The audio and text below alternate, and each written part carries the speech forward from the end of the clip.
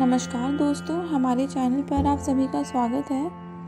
अपनों से बड़ों का अभिवादन करने के लिए चरण छूने की परंपरा सदियों से चली आ रही है। हमें हमारे माता पिता हमारे हर बड़े ने यही सिखाया है कि अपनों से बड़ों के आदर करने के लिए उनके चरण अवश्य छूने चाहिए। आइए जानते हैं उसके कुछ फायदे।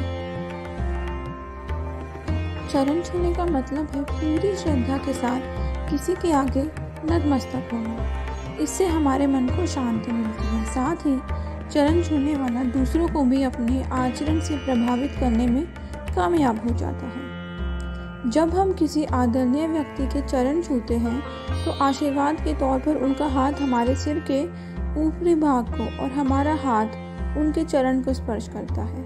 ऐसी मान्यता है कि इससे उस पूजनीय व्यक्ति की पॉजिटिव एनर्जी आशीर्वाद के रूप में हमारे शरीर में प्रवेश करती है।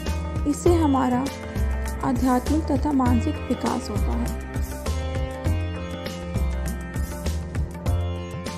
माना जाता है कि पैर के अंगूठे से भी शक्ति का संचार होता है। मनुष्य के पांव के अंगूठे में भी ऊर्जा प्रसारित करने की शक्ति होती है। मान्यता यह भी है बड़े बुजुर्गों के चरण स्पर्श नियमित तौर पर करने से कोई प्रतिकूल ग्रह भी अनुकूल हो जाते हैं। चरण स्पर्श और चरण वंदना भारतीय संस्कृति में सभ्यता और सदाचार का प्रतीक है। प्रणाम करने का एक फायदा यह है कि इससे हमारा अहंकार कम हो जाता है। इन्हीं कारणों से बड़े को प्रणाम करने की परंपरा और नियम और संस्कार का रूप दे दिया गया है। ध्यान रखने वाली बात यह है कि केवल उन्हीं के चरण स्पर्श करना चाहिए जिनके आचरण ठीक हो। चरण और आचरण के बीच भी सीधा संबंध है।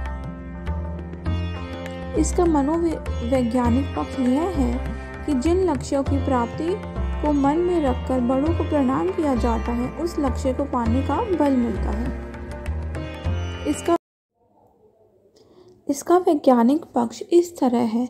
न्यूटन के नियम के अनुसार दुनिया में सभी चीज़ें ग्रेविटी के नियम से बंधी हैं। साथ ही ग्रेविटी भार सदैव आकर्षित करने वालों की तरफ जाता है। हमारे शरीर पर भी यही नियम लागू होता है।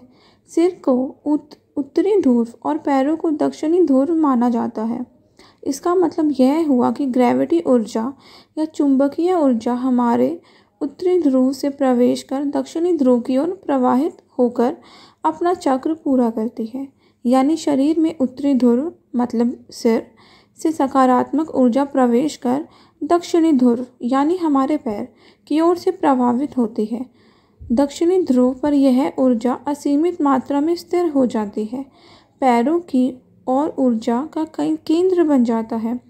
पैरों से हाथों द्वारा इस ऊर्जा के ग्रहण करने को ही हम चरण स्पर्श कहते हैं। यह एक प्रकार का सूक्ष्म व्यायाम भी है।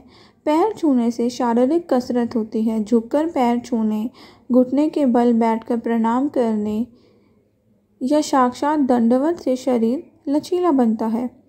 आगे की ओर झुकने से सिर में रक्त प्रवाह बढ़ता है जो सेहत के लिए बहुत ही फायदेमंद होता है।